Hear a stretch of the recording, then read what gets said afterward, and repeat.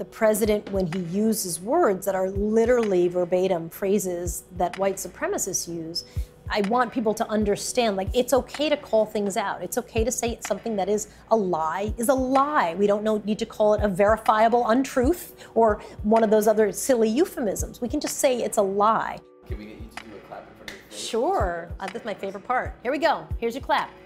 I have assigned myself the job of the Twitter race correspondent. It doesn't pay any money, unfortunately, and you're busy all the time. You know, I often on Twitter talk to journalists because I feel like they drop the ball at times. The job of a journalist is not to, like, well, let's wrap it all very nicely in a package so we don't offend anybody. I don't care about that.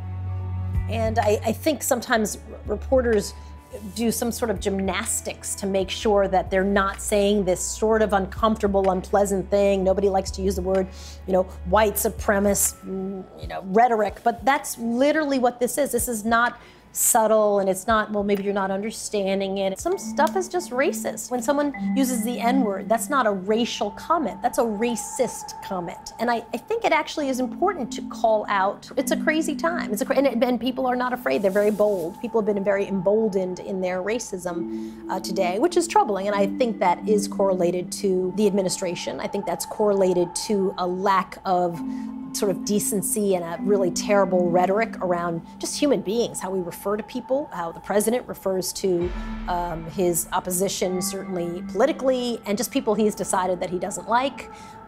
It's kind of disgusting. So I'm not surprised that people have been emboldened, because I think they feel the tenor in the country is that, you know, racism and racists have been emboldened.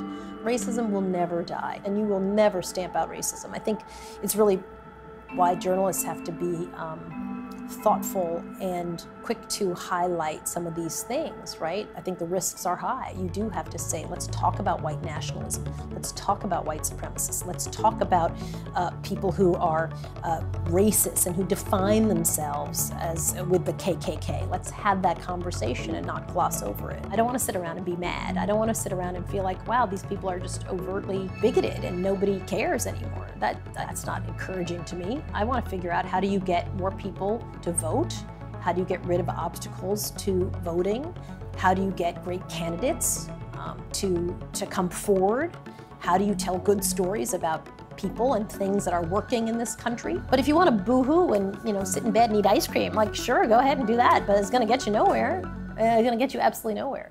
The N-word is kind of just full-on There's no interpretation racist, right?